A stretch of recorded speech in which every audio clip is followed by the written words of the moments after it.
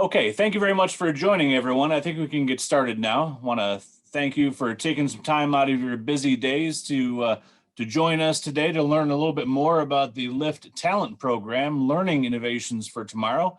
And to kick us off today, I wanted to introduce our Vice President of Business Development and Talent Operations, Kevin Kerrigan, to welcome you all and let you know what we're going to hear about today. Kevin? Yeah, thanks, Joe. Happy to see such a great turnout this morning. See some familiar names on the list there. As Joe said, I'm Kevin Kerrigan, Vice President of Business Development at LIFT, and I also oversee the talent development operations at LIFT. So thank you again for joining us this morning. Appreciate that. This is LIFT's first talent development program update webinar. We hope to use this format again in the future as an update. So we have a lot of people on the line today who are new to LIFT, and hopefully this will be an overview of what we're doing. And then there are also some people who are on the list here that are very familiar with LIFT, but this will provide an update for you on what we're doing in the talent development activity. So LIFT is Learning Innovations for Tomorrow. This overview, we're going to look at Operation Next, what we're doing in the LIFT Learning Lab in Detroit, and Ignite Master Manufacturing curriculum that we deliver in Detroit and is now being disseminated throughout the nation. We'll also talk a little bit about our Certified Skilled Trades programs and what we're doing on a national scale and a national talent strategy. So I hope you really enjoyed today's program. Please ask questions via the chat link on the screen, and we'll get to those and answer those questions in the last segment of the presentation. So thanks again for being here. I hope you enjoy the program. Joe is going to give a brief overview now of LIFT as a National Manufacturing Innovation Institute. Thanks, Joe. Awesome. Thank you very much, Kevin. So yes, for those unfamiliar with LIFT, I do want to provide a quick overview on who we are and what we do. As Kevin mentioned, we are one of 16 National Manufacturing Innovation Institutes. We are a public-private partnership between the U.S. government, the Department of Defense, industry, and academia.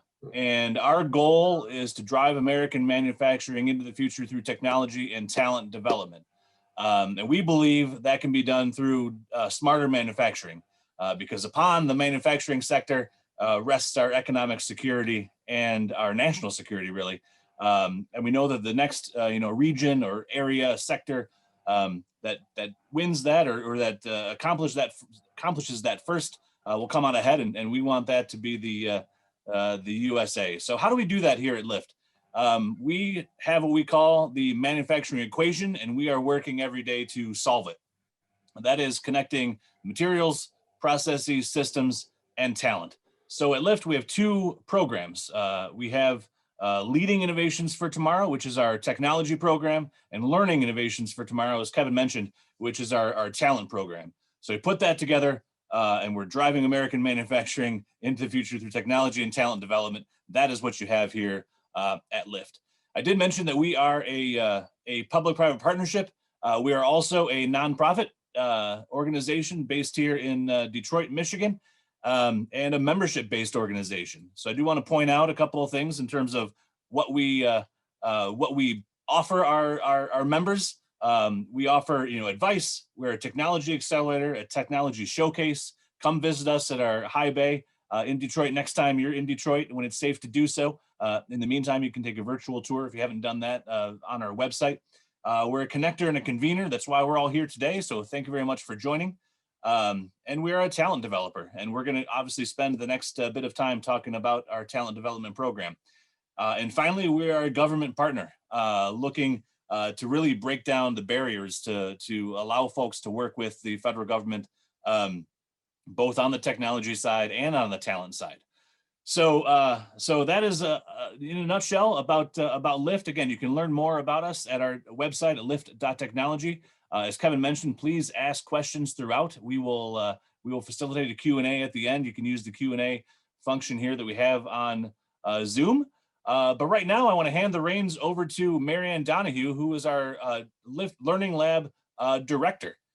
So Marianne, I'm going to hand the show over to you to talk about everything that goes on at the Learning Lab. Thank you, Joe, and thank you for the introduction.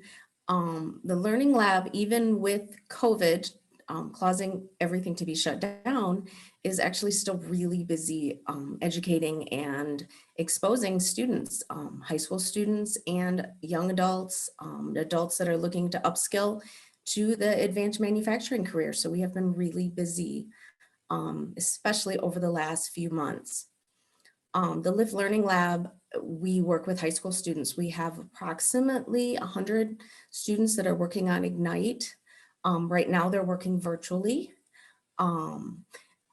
Ignite it's a mastering manufacturing curriculum, but about half of it is online. So students work with the Amatrol e-learning platform. It's very interactive. Students are listening to videos, they're participating in online simulations. So with COVID, it's perfect because it's like they're doing stuff hands-on as they go, and it's almost like they're on the machines. Hopefully the schools, I think they're planning on opening and returning to the lab in April is actually what I just heard yesterday. So the students are excited to do that again. We are also providing industry with certified CNC operators and welders. So students are in the lab now, usually in evenings and weekends, working on these certifications. So flip the slide, Joe. So as you can see with the picture, this is from last year, but these students are working in the material science lab on some of the Ignite curriculum. The Ignite curriculum has a semester in material science education. They work on manufacturing technologies, processes, systems. They'll be trained to work in the manufacturing industry, be technicians in the future.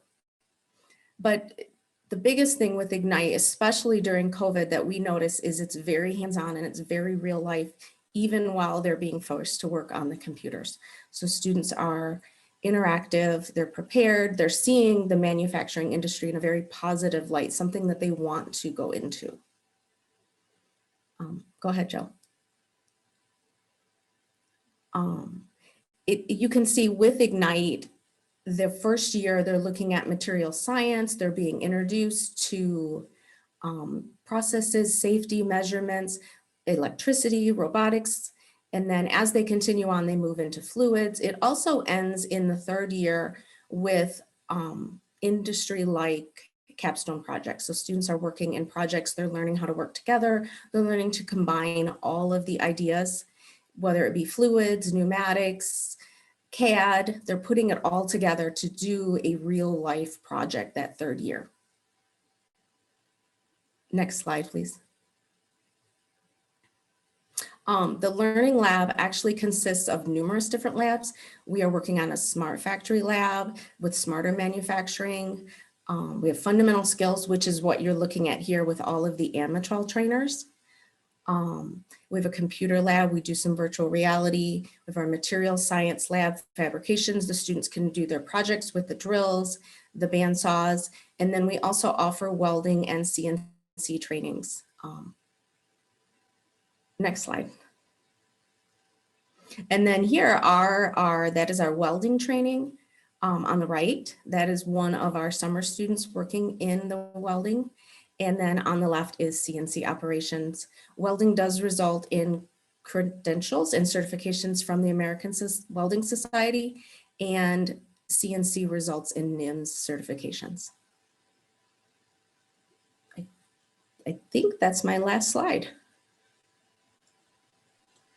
I think you are right, Marianne. Thank you very much. As you can tell, we are still keeping busy educating students both in the high school level and at the adult level at the facility, even with COVID. So Marianne still has her hands full with students each and every day. So if you're interested in learning more about the Ignite program or one of the certification programs, please reach out to us directly, reach out to Marianne directly, and we can talk to you about that.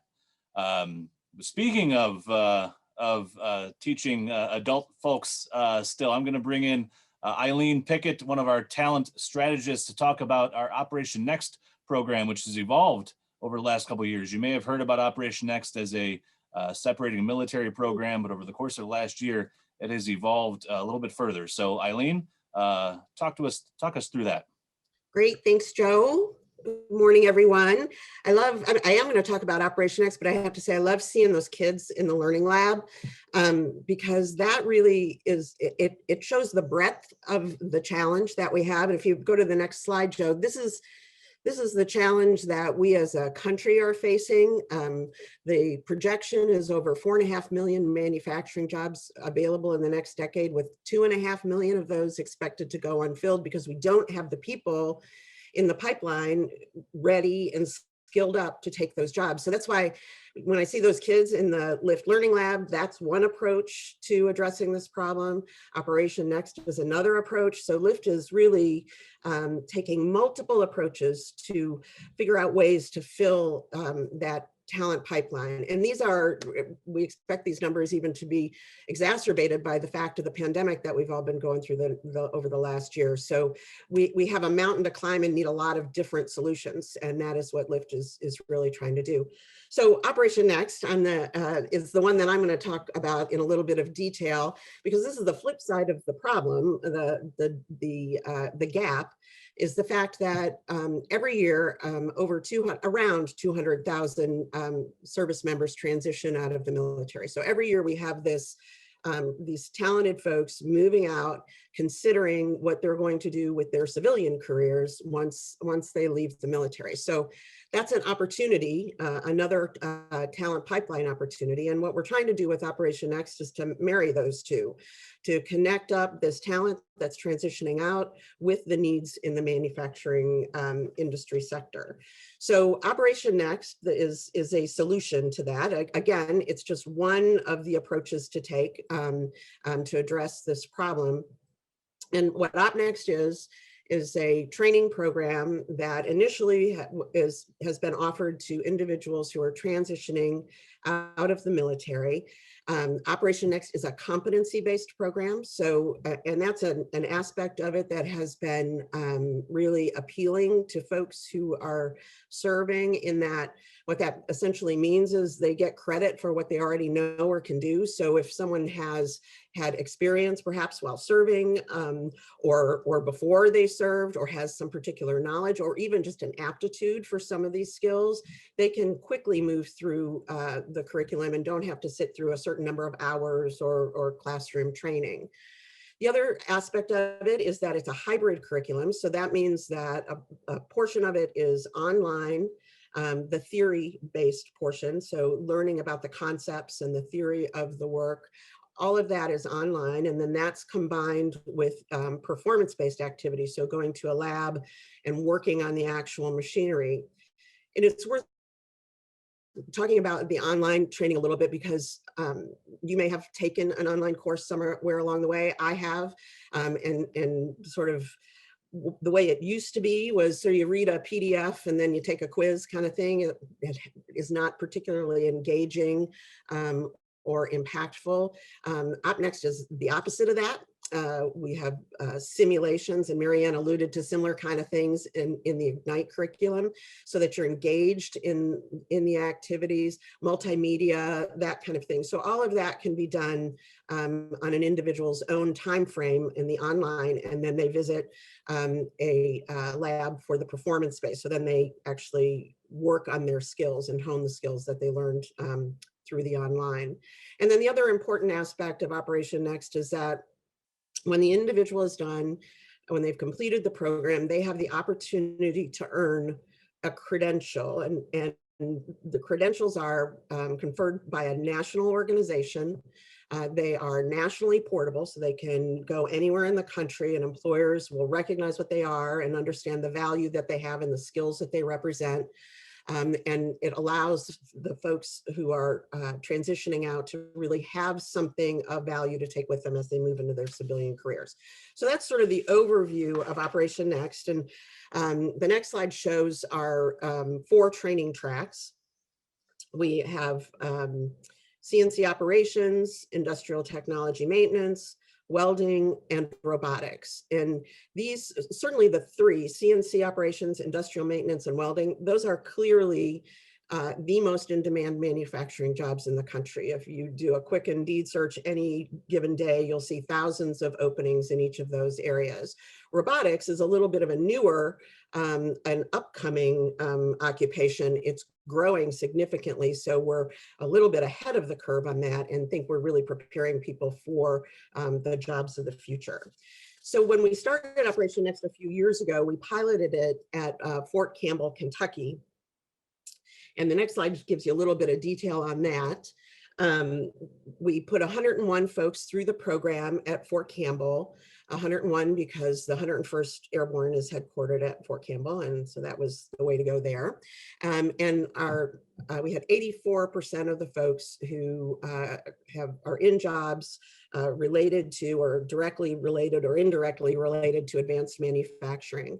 We actually have been quoting an even higher number because if you add the people who have continued their education, so they're moving on to a manufacturing or an engineering degree or other kind of advanced education, our success rate really goes up into the mid-90s. So we felt very good about the outcomes of the pilot at Fort Campbell. And so the Department of Defense has supported the expansion and scale of OpNext, and that's where we are now. That's what we're doing now. And we've got 5 strategies around that expansion. The big one is this first one, which is to replicate the program at 9 additional installations. So essentially do what we did at Fort Campbell at 9 additional installations. And we are in conversations now with, I think we've got 8 different organizations, 8 different installations that are in play at the moment to launch the program. And we started with the Army, so we've been talking to a lot of Army installations, but we are service agnostic. We want to be broad-based and offer the program to Navy, Air Force, Marines, etc. So we have some of those installations in the mix as well. And we should be launching a little bit later this year. We should see 2 or 3 of those bases start to roll out Operation Next, so we're excited about that. The next expansion strategy also I think is pretty exciting, and we are really just at the start of this, and that is to offer the program to military spouses. Well, the data shows that if you are married to someone who serves, you move when they move, and you don't always know when they're going to move, and that can work as a negative to folks who are looking to get a job, so who need to have a job. So two paycheck families are the norm.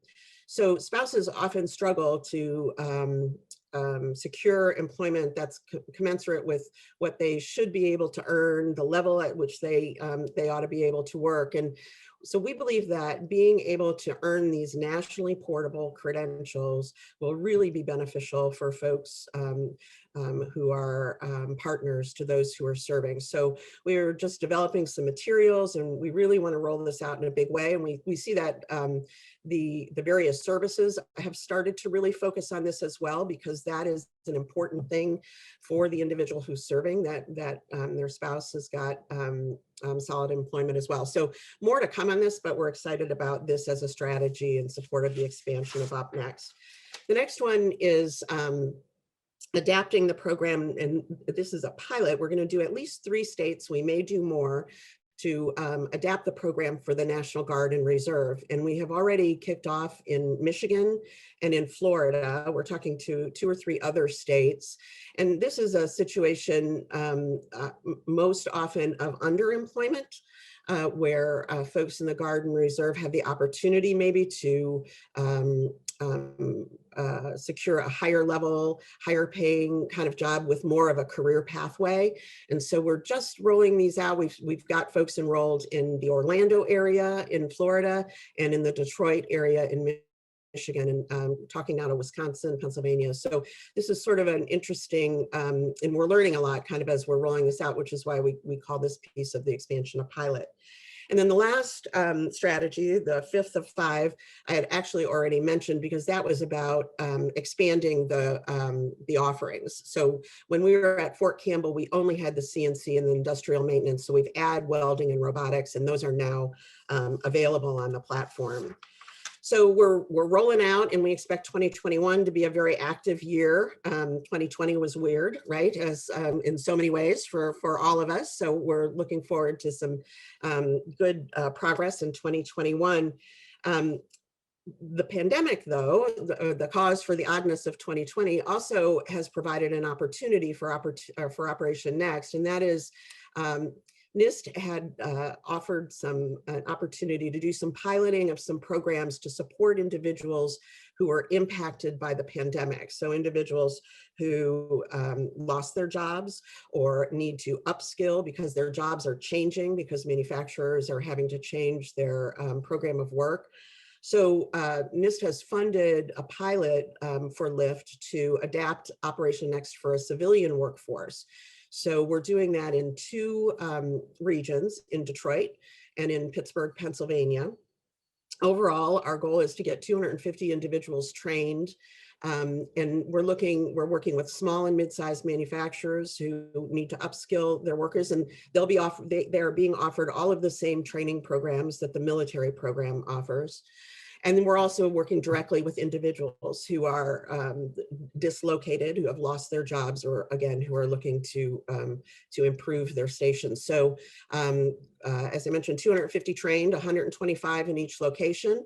We've got, actually, we made these slides a couple of days ago, and I think we're at 56 now, folks enrolled. So we're seeing good take up, and the folks in Detroit are actually doing their performance-based training in the Learning Lab that Marianne showed you earlier. So they do their online, and then they come to the Learning Lab at LIFT and do their training.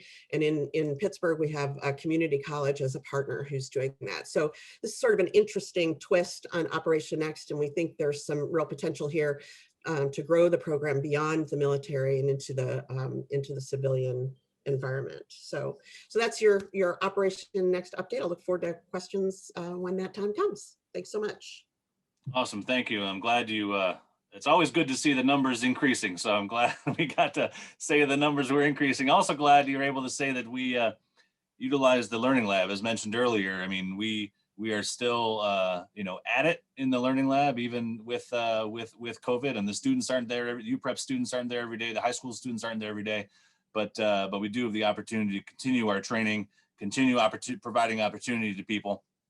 So again, you see the contact information on the screen there. You can reach out to any of these folks directly or contact us at LIFT, and we'd be happy to talk to you about Operation Next. So Marianne talked about, a lot of our local activities. Eileen talked about our more national reach, as we are a National Manufacturing Innovation Institute. But even broader than that, I want to bring in Jackie Mixstein, another one of our talent strategists, to talk about the overall talent strategy that we are embarking on jointly with the other institutes and the Department of Defense. So Jackie, welcome to the show, and let's hear about the national strategy. Thanks so much, Joe. Good morning, everyone. It's a pleasure to be here and glad to have you. So LIFT, like all of the National Manufacturing Innovation Institutes, plays a really unique role in aligning industry and education and government all around this idea to build an educated and skilled workforce, preparing them for the needs of a technology-infused manufacturing sector. And so this role is really more critical now than ever, as demand for advanced technology skills is just rapidly increasing faster than we can really keep up with due to technology infusion.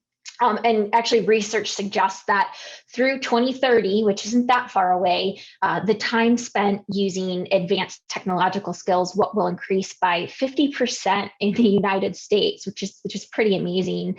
And because the industry is evolving and deploying these new, smarter manufacturing processes, materials, systems, that means that the skills required by the manufacturing workforce needs to evolve as well. And so as a result, we know that we need to think differently about how we're training people for these roles. We can't keep doing the same things we have been and expect for talent to just magically come out with the skills that are needed for these more advanced technologies. And so the Department of Defense is leading the development of a national manufacturing workforce strategic framework because our nation's advanced manufacturing capabilities have a direct impact on our nation's defense capabilities. And each of the institutes, including LIFT, are really driving forward driving these strategies forward to ensure our manufacturing sector remains strong. And we're doing that by developing talent and technology concurrently, whereas usually talent development lags behind technology development, and we're constantly trying to get caught up. We're also looking at how we can lead the introduction of really disruptive innovations in learning. How can we introduce new tools, new venues, new pathways to really prepare the current and future workforce? We're also looking at how we can enhance existing education, workforce, and economic development systems and influence those investment priorities. So not recreating the wheel, but really leveraging the systems that are already in place to prepare talent. And then we're also really focusing on improving equity and inclusion to reach untapped talent. We know that, as you saw earlier, we're expecting about 2.5 million jobs to go unfilled, and we need to really make a concerted effort to tap into traditionally underrepresented populations in order to really bring them into the advanced manufacturing sector. And so LIFT is a part of really a multitude of cross-institute initiatives to drive this strategic framework forward. And I'm going to share just 2 of them, just based on limited time here, about how we're engaging this in this strategic framework. Next slide, please. Thanks.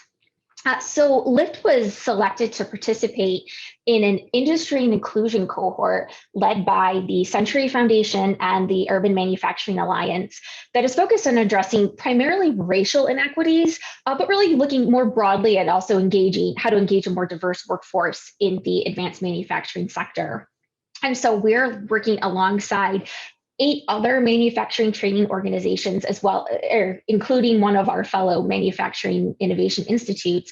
All of us are located primarily in the Midwest, and we're working together to try to strategize solutions on how the US manufacturing sector can really address its, like I said, national recruitment challenge by engaging traditionally underrepresented populations, including communities of color, women, returning citizens, really anybody who hasn't been kind of traditionally represented in the manufacturing workforce mix.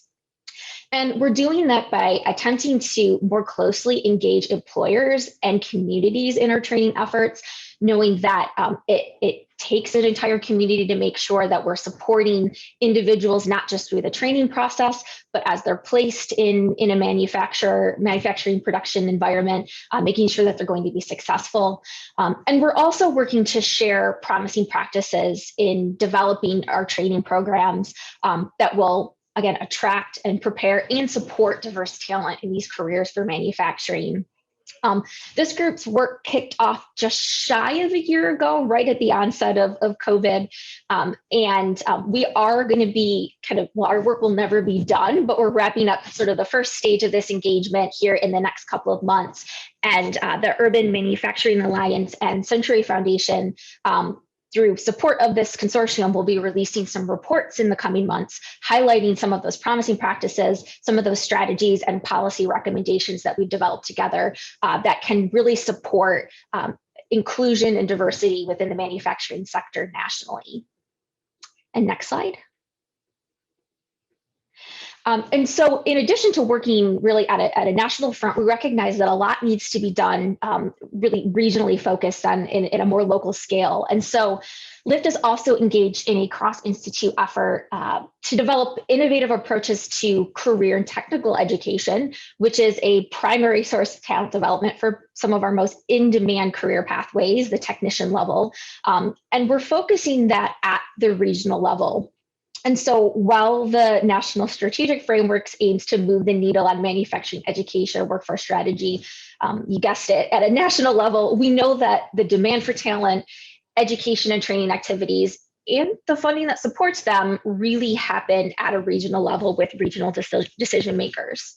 And so we are working on this effort that's supported by the Department of Defense, Department of Education, and the National Science Foundation to position the institutes to serve as a convener in a select region to design new innovative strategies that could be deployed in the education system to prepare the region's educational and workforce development systems for the future of advanced manufacturing. And so LIFT has selected to work with a region in our own backyard in the Flint, Michigan area to focus on developing smarter manufacturing educational pathways and also develop a new virtual externship model that will allow students in Flint high schools and at the community college level to engage with industry experts and get exposure to the industry in a virtual environment, which, as you can imagine, has become more important than ever because of COVID and restrictions on being able to travel. But it also really helps to address some inequities that we're seeing, not just in community, or not just in Flint, but in communities nationwide, where because of transportation issues, just because of proximity issues, sometimes students aren't always able to have access to really high quality work-based learning models. And so we're going to be developing some pilots to test out this process and see how it works in hopes that we'll be able to potentially scale it nationally.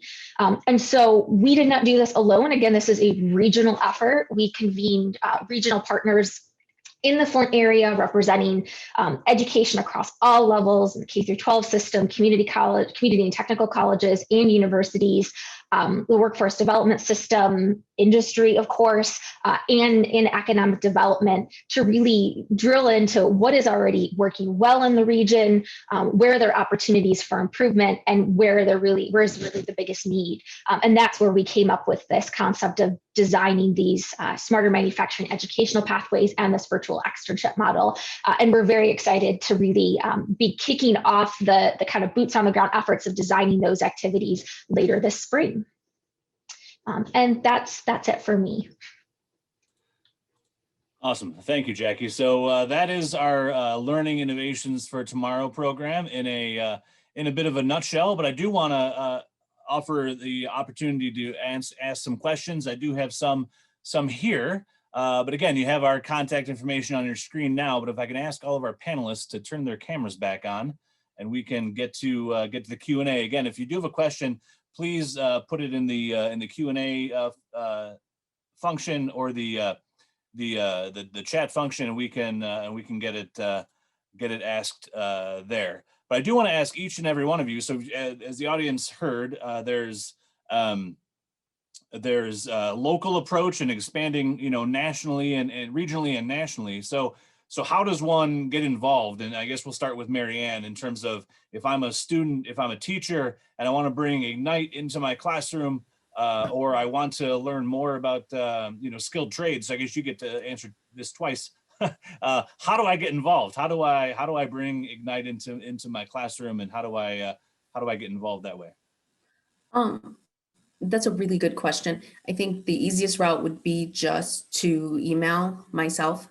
And then I can specifically talk about connections if they're looking to purchase Ignite, or if they just want a demo or to see more information to really meet those needs. And then just to talk about, hopefully once LIFT opens again, we can do some field trips and work. We do a lot of work with high schools. And then the similar thing with skilled trades, if someone's interested in doing welding or CNC, there's some links on our website that they can apply, or they can email myself.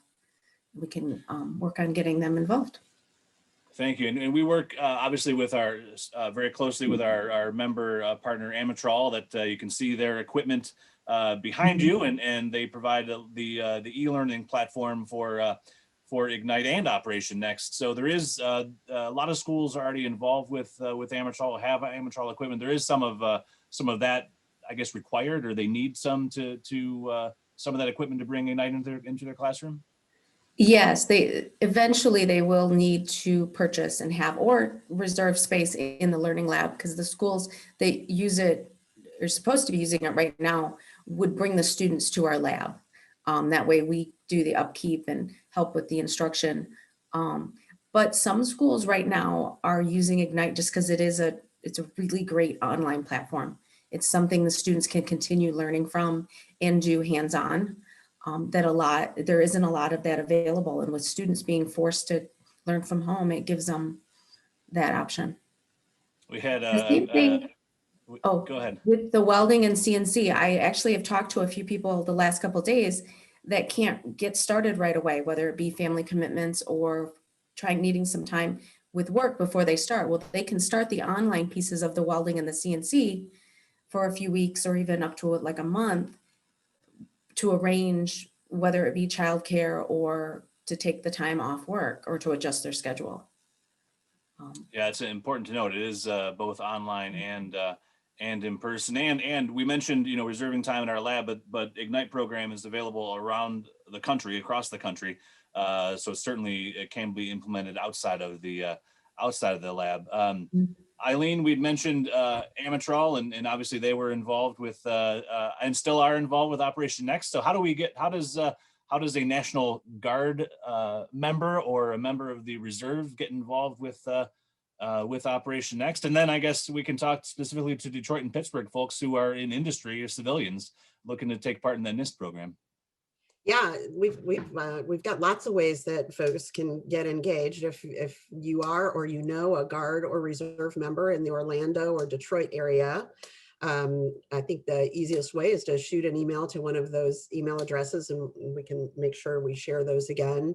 And we're looking for new partners, new locations. So if you're in a community where there's a population of Guard and reservists, or if you're located near an installation, it takes a village to pull OpNext together. So it's the workforce system, it's the military installation or the Guard and Reserve installation, it's the community college, it's sort of that whole thing. So if you see this as something that could be successful in your region, we would love to talk with you about that, because we really are in acceleration mode in 2021. We want to get OpNext rolling in a lot of different places. So, and then if you're interested, if you're an employer and you want to hire these folks, that's another way you can get involved. And again, we'll provide your HR person or your contact information to the individuals at the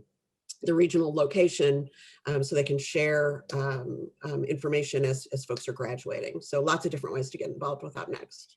So I know there was a question about whether or not, making sure we can get in contact with people. We are recording this webinar. We'll have it posted on our website so you guys can gather all of the contact information there. But Eileen, I wanted to ask you again about, can you talk a little bit more about the village it takes to launch Operation Next? I remember at Fort Campbell, it was it takes buy-in from everybody, including the base, because those folks that were participating in that pilot program were active duty, and so they needed the active or the okay from their leadership to take part in this program while on active duty. So can you talk a little bit more about that and the community college that involved and how that all got put together?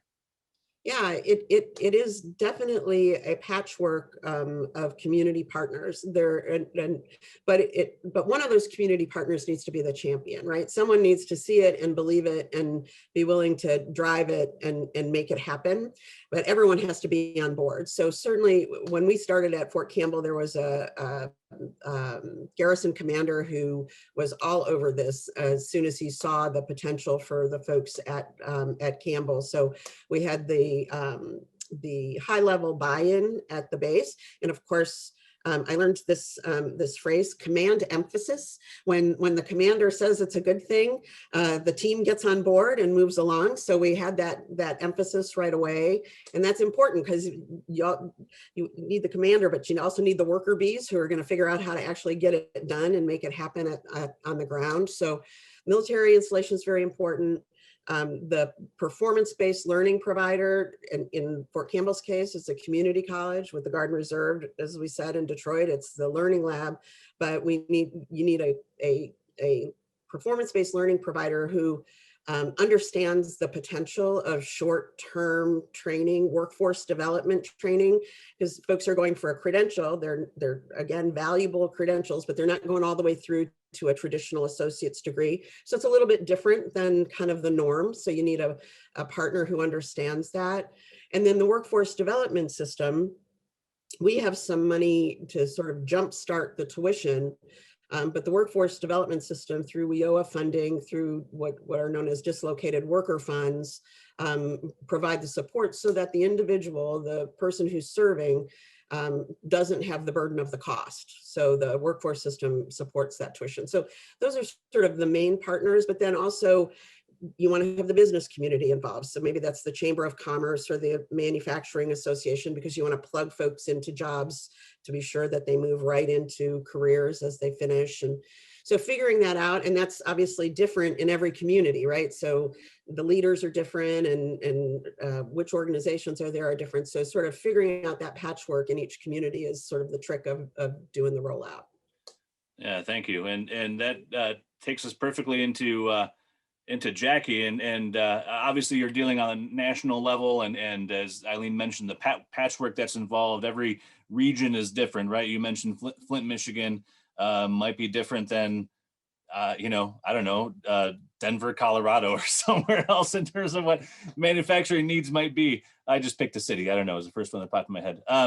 So how is that navigable by how would folks get involved with what you're trying to work on, and is there a way they can get involved with either the regional initiative or the diversity and inclusion initiative? Yeah, great question. So we have every intention or every hope that we'll be able to kind of replicate this role that we're playing in Flint in other communities. We have to start somewhere. And we're really hopeful actually that some of the innovations that we help to drive in Flint will be very much replicable in other communities as well.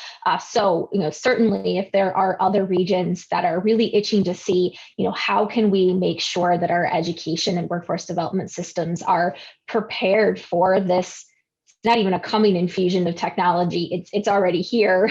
We would love to talk with them to see how Lyft may be able to play a role with that, and not to share some of the promising practices we've already found, but really also learn from them as to what they already have and figure out where we can kind of convene all of the different partners that we're connected with together to help them develop those solutions. And then on the industry and inclusion piece, that is, as I said, we're kind of wrapping up our role with the industry and inclusion cohort, but it's the beginning of a long journey to see how we can support driving diversity and inclusion amongst the advanced manufacturing sector. And so I think part of that work will be working with communities, with organizations who also have a common focus on increasing diversity and inclusion, to see how we can really help disseminate some of those promising practices and work on this together, because this is going to be a long-term effort. It's not a one and done kind of a situation. It's going to be part of the fabric of what we do going forward kind of indefinitely. So absolutely, encourage folks to reach out. We'd love to connect with others who are really passionate about this work. And I think, our email contact information is there, or, happy to hop on a call with anyone at any time to discuss really what this looks like in terms of collaboration opportunities going forward. Awesome. Thank you. I want to bring Kevin into this as well, because we've talked about we're trying to tackle a couple of different things here, right? We're talking about skilled trades and jobs that are available today, but we know that over the course of the next decade, there's going to be jobs that are going to be left unfilled. But we're also moving into this smarter manufacturing world. So how do we prepare students for not only the jobs of today, but as an institute, how are we looking to prepare students for jobs that don't exist yet, and technologies that don't exist yet? That's one of the big challenges, I think. So why don't you put your look through your crystal ball and see what's out there in the future? Well, that's an easy answer, Joe.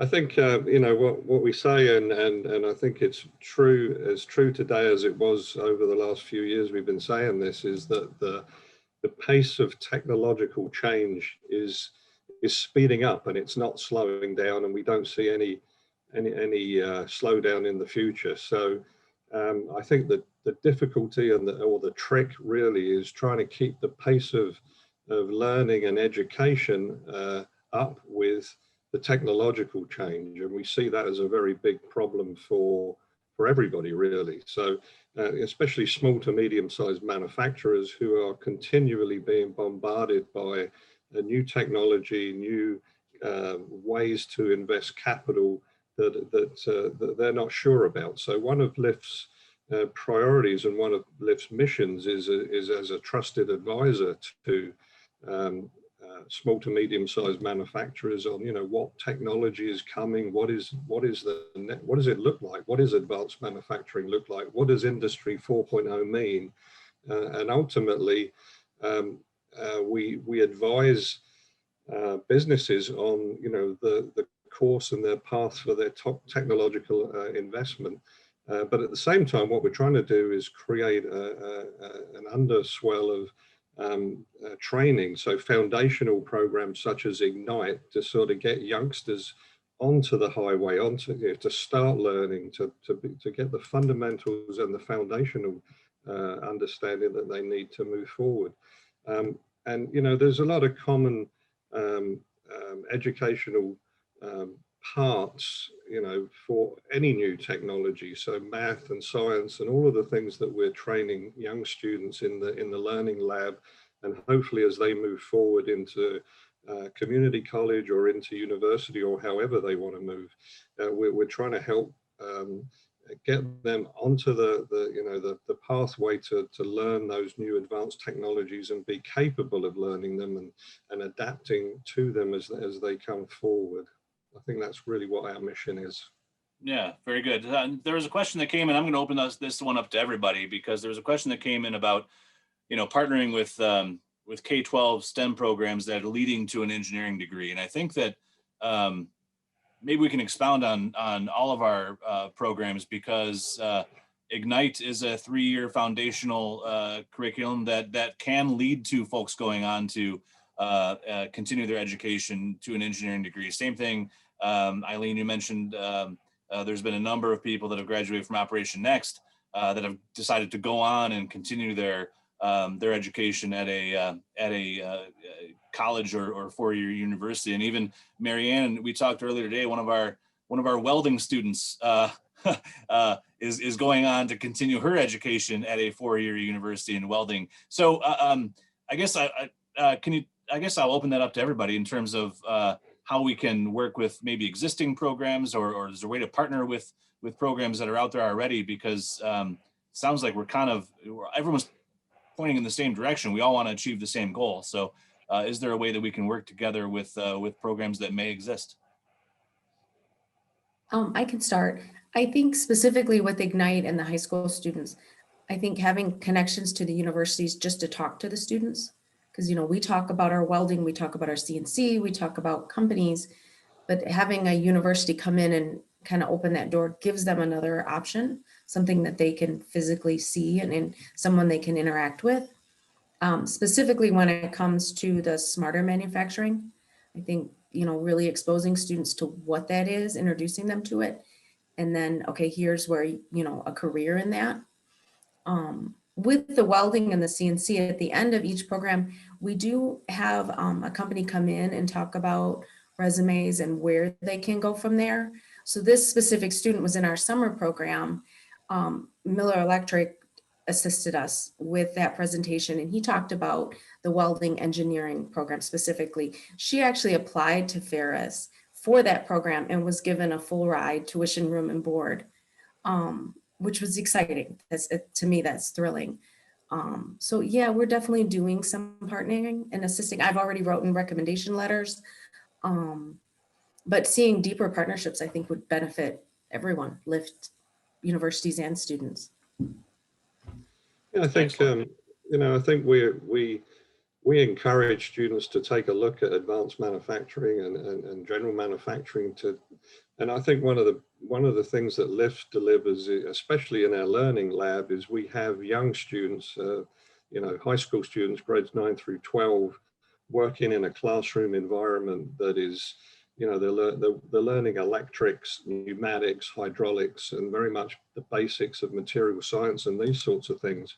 But on the other side of the glass, we've got some of the most advanced development work that's happening in the USA right now in terms of missile development and armor development for the Army. There's so much carrying on and going on in our high bay on any given day that it's an eye-opener for the young students. And I think they start to really understand that by osmosis. They see the robots, they see the technology being done, and they sort of get, it's not what our parents used to think about when they thought about manufacturing. And I think that's a big important aspect of introducing youngsters. So, they get the idea that they can learn in that environment. They can move on into a community college or into university, and really there's no limit. We make it very clear that we're willing to support the young students, and we'll see them flourish as they move forward. That's the goal. We had a student yesterday on, we had a gathering of our UPrep high school students, and he said it wasn't even manufacturing that he was, yes, he was interested in manufacturing, but he got more interested in teaching after going through this program because he got to work closely with Marianne and more closely with his teacher. So he got to see, the educational side of things. So that was an interesting takeaway. Jackie, we mentioned that this welding student, a female, was able to get a full ride to a four-year university, and we asked the question yesterday of our UPrep students about diversity in their classrooms and this program specifically, and how it was basically 50-50 between men and women in the program. So where are the gaps, I guess? Is it gender based? Is it racial based? I'm assuming it's all of the above, but where is the focus? Is there a focus, or are we trying to tackle both at the same time in terms of making those gaps equal? Yeah, it is all of the above. I mean, manufacturing is largely white male and on the older side of the spectrum as well. And so yeah, I mean, there's a huge opportunity to tap into populations of folks who just haven't even thought of advanced manufacturing as an option for them. And part of it's a little bit of a challenge because you're trying to reach out and recruit these individuals, and then they come into a manufacturing facility and see that there's nobody else that quite looks like them. So it's a relatively slow process to do that. But I think we've already found just through some of LIFT outreach that it's about being intentional about who you're trying to reach out to. So partnering with community-based organizations that serve women, that serve communities of color, and making sure to work with them to help get the message out, versus just kind of going to the same old recruitment sources that have worked in the past, because if we do that, it's going to end up resulting in the same populations that have been in manufacturing in the past. And so there's an opportunity to just really turn the manufacturing sector on its head in terms of the makeup of the individuals who are going into these occupations. And it's not one silver bullet. It's enhancing recruitment, enhancing outreach, partnering with these different organizations that are already working with the groups that we want to approach, and making sure that we have the supports available to make sure that they're going to be successful, because we can train people of all different colors, walks of life, but it's also in part about working with the manufacturers to make sure that they are creating welcoming, supportive environments so that they're successful and have opportunities for career advancement and not just getting a foot in the door. Yeah, thank you very much for that. We have time for maybe one more question. I want to give this one to Eileen and go back to Operation Next. And speaking of just making sure, people have a foot in the door and have, opportunities. Can you just talk a little bit about the veterans and why Operation Next was so critical to that population, given, to make sure that they had the opportunity to earn these credentials while on active duty, instead of saying, hey, when you leave the base, thank you and good luck, just in terms of just that community being underemployed, I think, and oftentimes. Can you shed some light on that for us in terms of why that was such a critical opportunity and program for us? Sure. When you think about the transition from military to civilian, all of us have had transitions in our lives, right? You move from one job to another job, or you graduate college and you go into a job. It is a really significant change to move from a military service to a civilian career. So the concept of just, wishing them luck on the way out the door is just it's not the right thing to do. And it doesn't end up with folks getting connected to jobs that match their potential. So being able to provide the program to transitioning individuals while they're in their 6-month window, they know they're getting out within 6 months, they can start and complete the training during that time and secure a job. And so they can walk out and move directly into a civilian career. And it's not that the challenges of the transition and the change go away, but they're mitigated by the fact that they've got a pathway to follow, right? So, and as we saw, there are lots and lots of organizations that provide services to individuals, veterans, or others.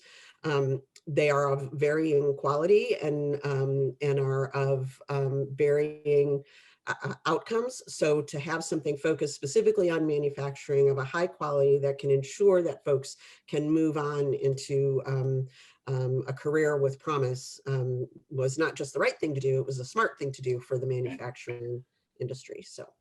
Ditto all of that for the National Guard and Reserve as well. And as a Department of Defense sponsored Manufacturing Innovation Institute, we wanted to, that's close to our heart, obviously, to thank those servicemen and women by giving them the opportunity to have a successful career in advanced manufacturing. So important program for us. So I think that is all the time we have.